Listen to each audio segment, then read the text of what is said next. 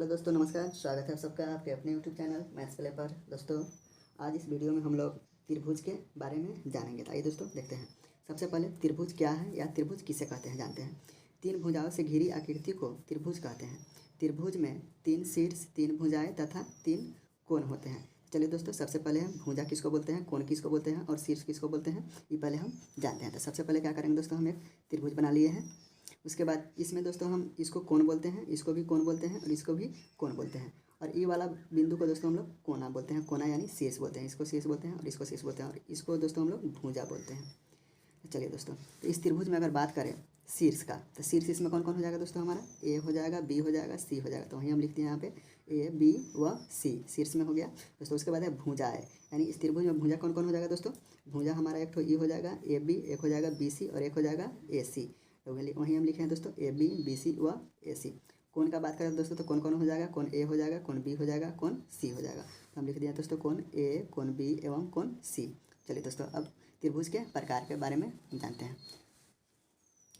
त्रिभुज के प्रकार, आइए दोस्तों देखते हैं। त्रिभुज के प्रकार दोस्तों दो तरह से होते हैं। एक होता है भुजाओं के आधार पर और दूसरा होता है दोस्तों कोण के आधार पर। तो सबसे पहले हम लोग भुजाओं के आधार पर जानते हैं। भुजाओं के आधार पर दोस्तों त्रिभुज हमारा तीन प्रकार का होता है। पहला होता है समबाहु त्रिभुज, दूसरा होता है समद्विबाहु त्रिभुज और तीसरा होता है विषमबाहु त्रिभुज। चलिए दोस्तों, अब कोण के आधार पर जान लेते हैं। कोण के आधार पर भी दोस्तों हमारा त्रिभुज तीन प्रकार का होता है। पहला होता है न्यूनकोण त्रिभुज, दूसरा होता है समकोण त्रिभुज और तीसरा होता है दोस्तों अधिकोण त्रिभुज। तो चलिए दोस्तों, भुजाओं के आधार पर त्रिभुज को हम लोग पहले जानते हैं।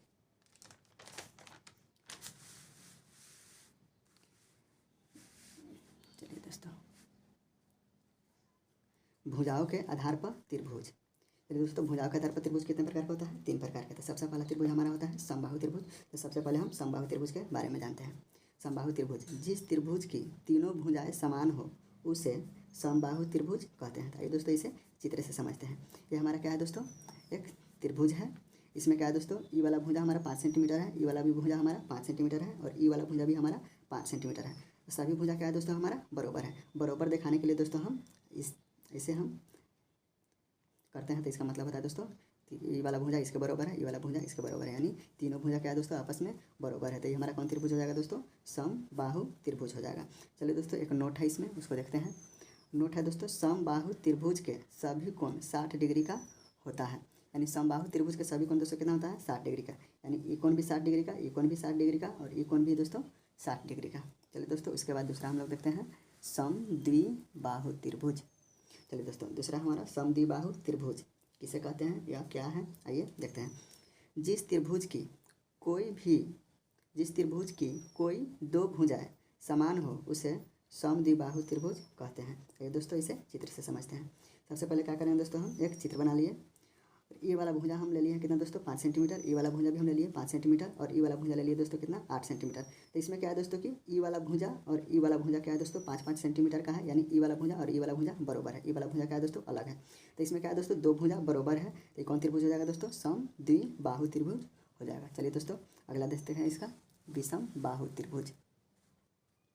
चलिए दोस्तों, तीसरा हमारा विषमबाहु त्रिभुज किसे कहते हैं या विषमबाहु त्रिभुज क्या है। तो जिस त्रिभुज की कोई भी भुजा बराबर ना हो उसे विषमबाहु त्रिभुज कहते हैं। आइए दोस्तों चित्र से समझते हैं इसको। सबसे पहले क्या करें दोस्तों, एक चित्र बना लिए।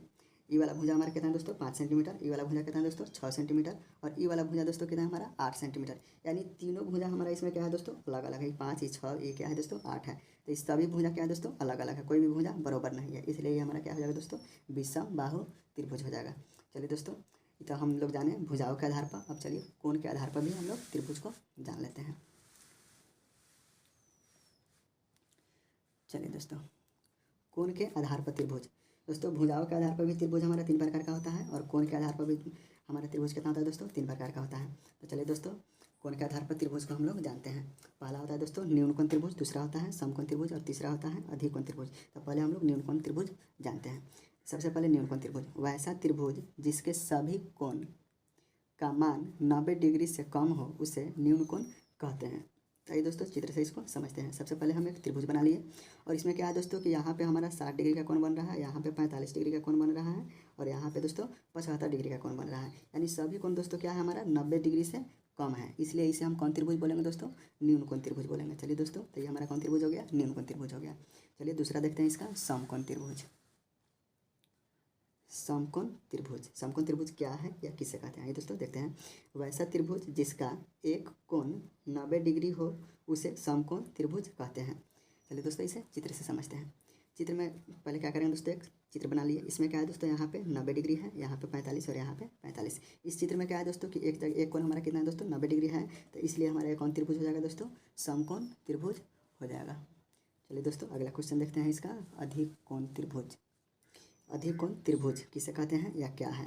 वैसा त्रिभुज जिसका एक कोण 90 डिग्री से अधिक हो तथा 180 डिग्री से कम हो उसे अधिक कोण त्रिभुज कहते हैं। तो ये दोस्तों, इसे चित्र से समझते हैं। सबसे पहले दोस्तों एक चित्र बना लिए और इस चित्र में कोण यहाँ पे हम 100 डिग्री, यहाँ पे 40 डिग्री ले लिए और यहाँ पे भी हम 40 डिग्री ले लिए। तो दोस्तों इसमें क्या हो रहा है कि ये कोण तो दोनों हमारा 90 से कम है, लेकिन एक कोण क्या है दोस्तों? हमारा 90 से अधिक है, इसलिए हमारा ये दोस्तों कौन त्रिभुज हो जाएगा? अधिक कोण त्रिभुज हो जाएगा। चलिए दोस्तों, बहुत बहुत धन्यवाद। उम्मीद है कि आप लोग को यह वीडियो अच्छा लगा होगा। अगर अच्छा लगा है तो please like, subscribe and share जरूर करें। थैंक यू दोस्तों।